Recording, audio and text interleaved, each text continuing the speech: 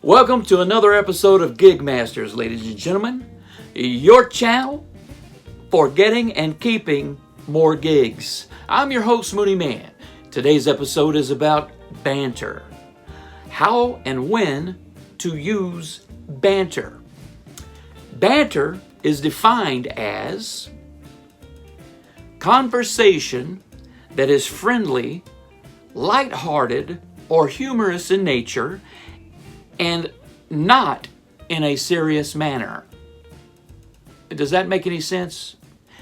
Banter, or the chatter between yourself and the listeners on your gig, is the talking that you're going to do between songs, or possibly if you have a technical issue that you have to deal with. In a band setting, mostly, a person on the microphone can cover while someone changes a string or plugs a chord back in or deals with any number of issues on stage. Bantering is a way to distract and keep the listening audience engaged while you deal with any issues. But let's get right into this. My policy for banter is keep it to a minimum. Just keep it to a minimum. Or don't practice banter at all. Just go song to song, song to song. However, you will find you will have to do it occasionally.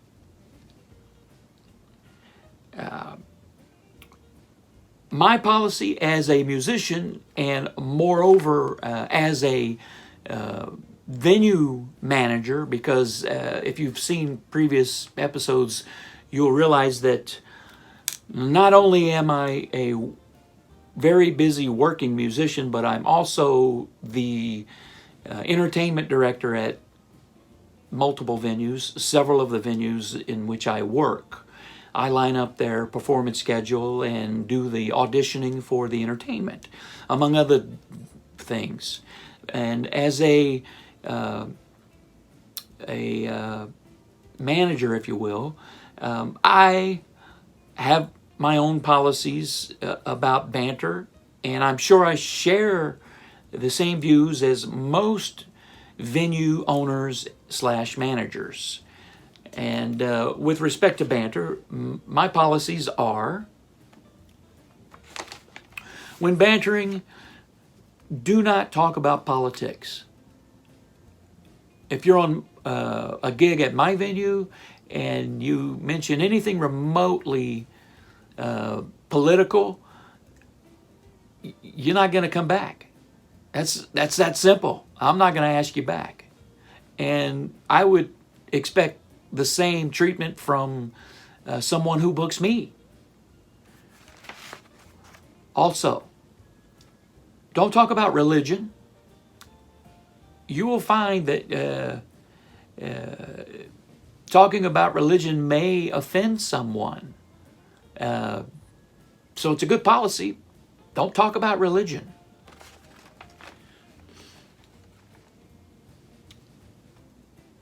Don't do jokes about race. I will not hire you again. I won't ask you to come back. I might actually ask you to leave immediately. No jokes about race. And for that matter, no jokes. No long engaged jokes at all. You're not a comedian. I didn't hire you. And conversely, when I'm gigging, they didn't hire me to tell jokes. I'm a musician. I'm a live music performer. I'm not a comedian. Jokes can backfire on you, so be cautious about that. Little quick, witty comments, sure, but long, in-depth jokes, leave that to the comedians. Or change professions. Oh, better leave my glasses on. I'm blind. I'm blind without these things. Okay. When to use banter. Okay. If you have a technical issue or an equipment malfunction, such as breaking a guitar string or a sound related issue that needs to be addressed, you can use banter to fill the dead air or the dead spot. So there's no long period of silence. That's a room killer. That kills the mood, and you've got to figure out some way to fill that spot. And a good policy is to keep the listeners engaged by using the ABCs of sales. Always be closing. You've probably heard me talk about this in a previous episode. Always be closing the deal. Sell yourself, or use banter to sell product at the venue. Not your product. Well, you could if you've got a CD or you've got a future gig at that particular venue and you want to promote it. Invite people to come back. But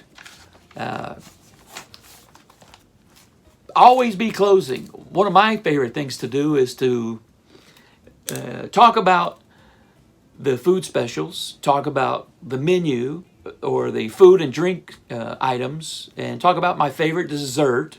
Like, for example, if you want to encourage people to order dessert, talk about how much you love the chocolate cake or the tiramisu or whatever, or a particular drink. Give praise to the bartender.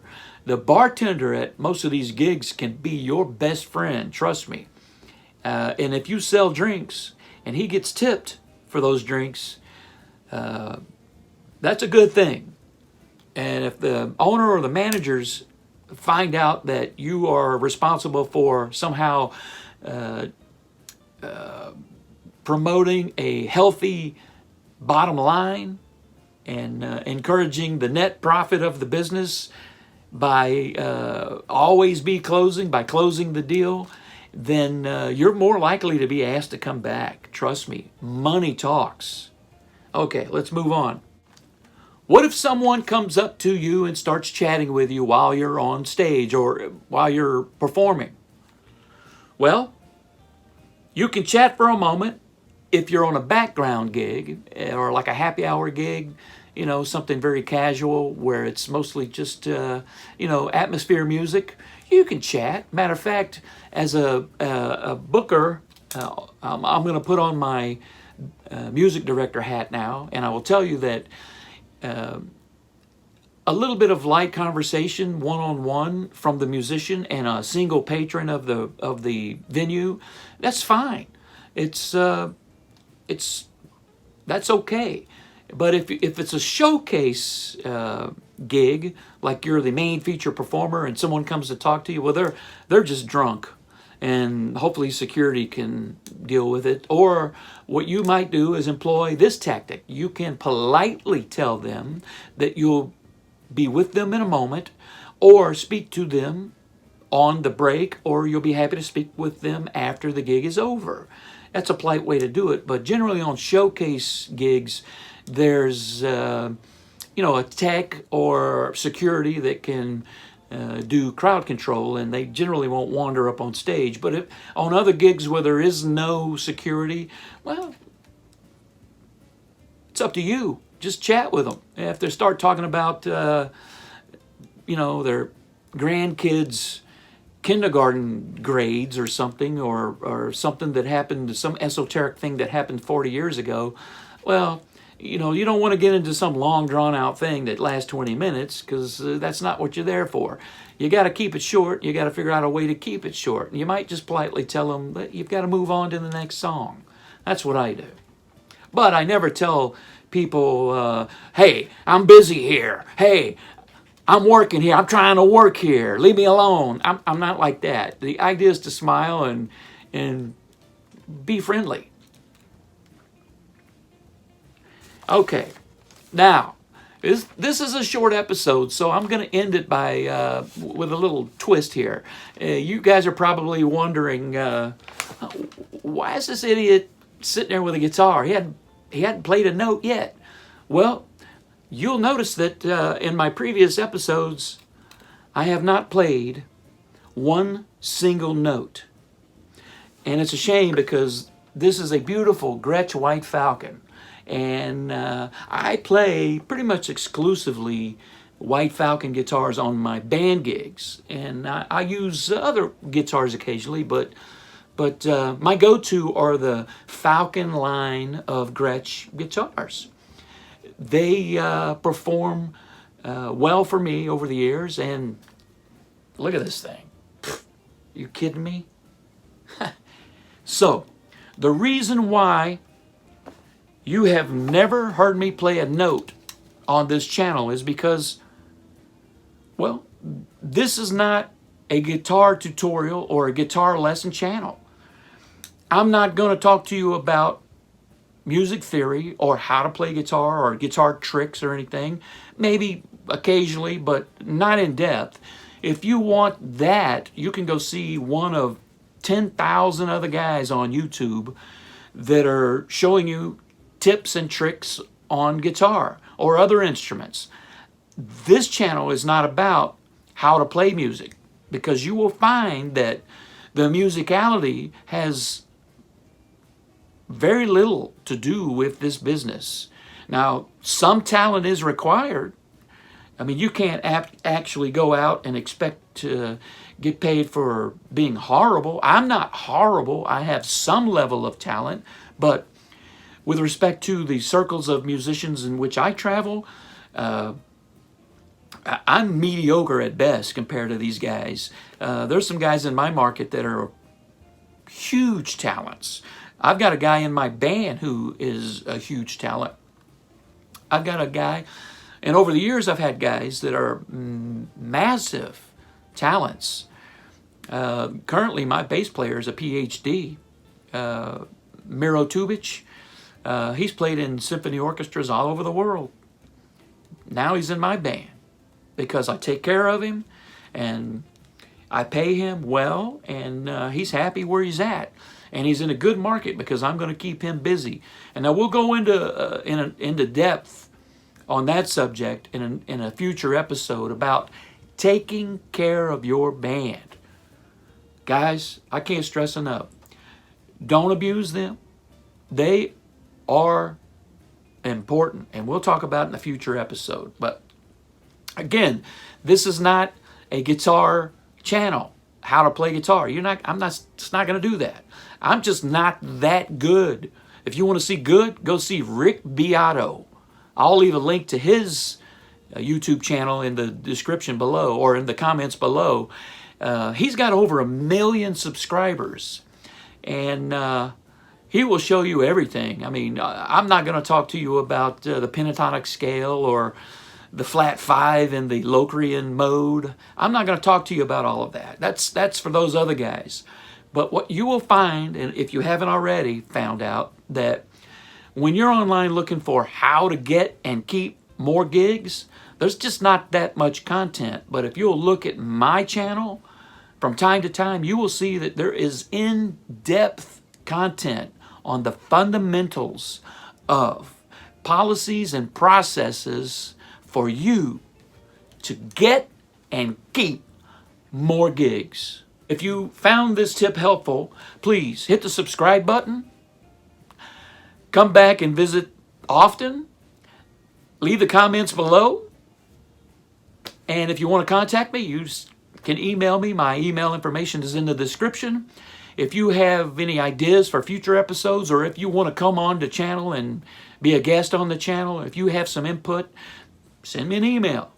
I'm always open for improving the channel. And oh, by the way, I'm not trying to sell you anything. I will never email you. I will never contact you about trying to sell you anything. This channel is free. The only thing that it's going to cost you is your time. And if you will devote some time to checking out the previous episodes and future episodes and checking back often, I will show you fundamental tips that will help you get an advantage and keep an advantage over your competitors in your market, or for that matter, any market that you want to go to. Again, I'm not the best singer in the world. I'm not the best guitar player in the world. That's why this is not a how-to video, which, by the way, gives more credit to the fact that I was able to survive for 30 years doing between 250 and 500 gigs a season in my market, and other markets. So you got to be able to see there's a value there. Okay, well, the guy's not that good a musician, but yet he works 500 gigs a season? Well, he must be doing something right. Yeah, you're damn right I'm doing something right. And if you'll listen to these tips, if you will implement these fundamental policies and processes, you will get and keep more gigs. Thank you, ladies and gentlemen. Hope to see you again soon. I'm Mooney Man, and this is Gig Masters, how to get and keep more gigs. Now, let's go get those gigs.